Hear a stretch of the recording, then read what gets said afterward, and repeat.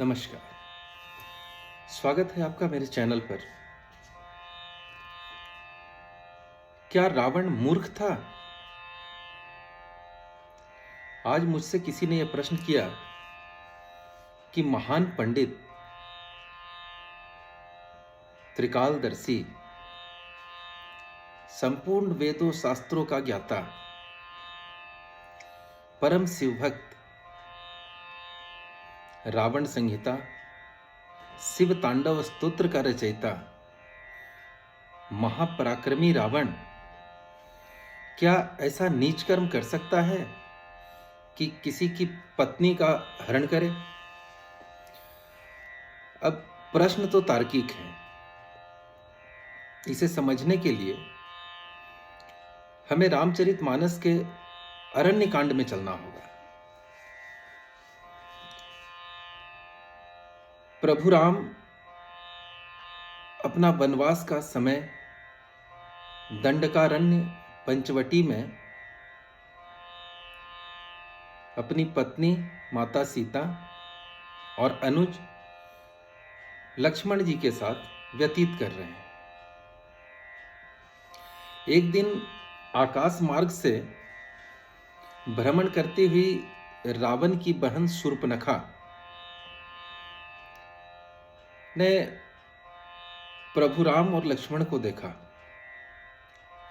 और उस नयनाभिराम उनके रूप को देखकर वो मोहित हो गई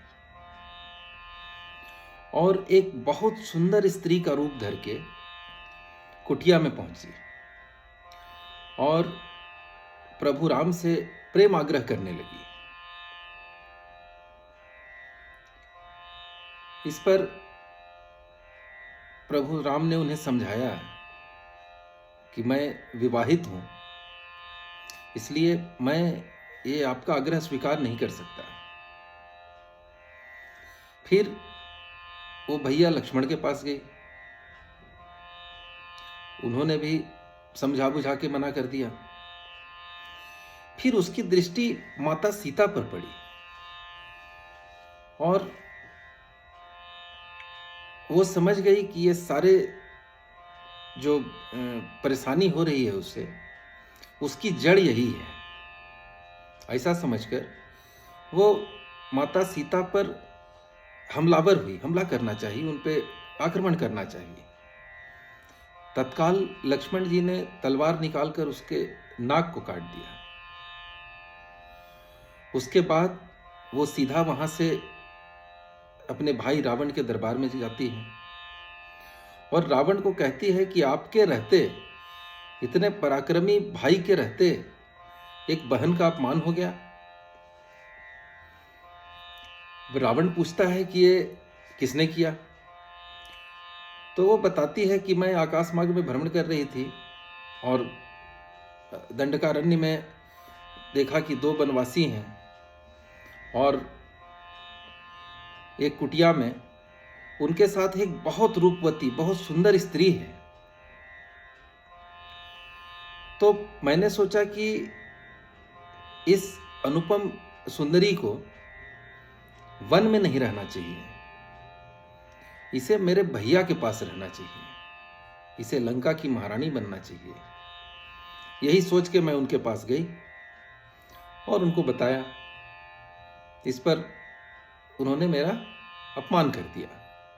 अब ऐसा है कि मैं बहुत क्रोध की अग्नि में जल रही हूं और जब तक आप मेरे अपमान का बदला नहीं लेंगे, जब तक आप उन्हें दंड नहीं देंगे, तब तक मेरी ये क्रोध अग्नि शांत नहीं होगी। रावण चूंकि त्रिकालदर्शी था और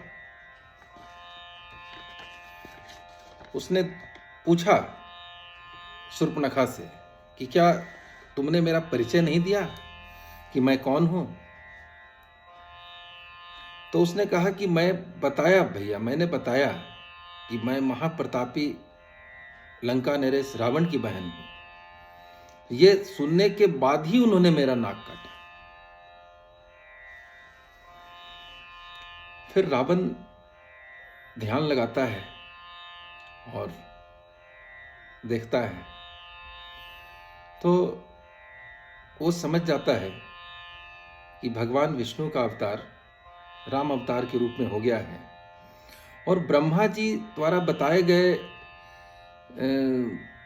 समय के अनुसार अब उसके मोक्ष की, उसके मुक्ति की घड़ी आ गई है।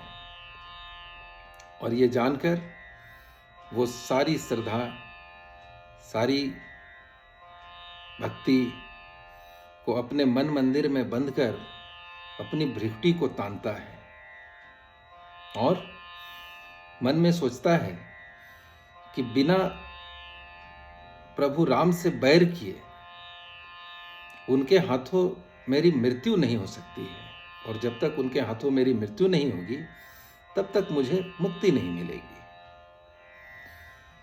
अब स्थिति यह है कि प्रभु राम तो अपना वनवास काट रहे हैं वन में। वो राजा हैं नहीं उस समय कि उनके राज्य पे हमला किया जाए जिससे वो उनको शत्रु माने। तो रावण ने सोचा कि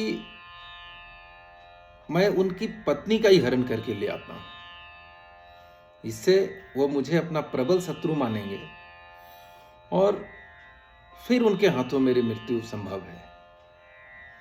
और यह विचार कर उसने माता सीता का हरण किया और प्रभु लंका आए।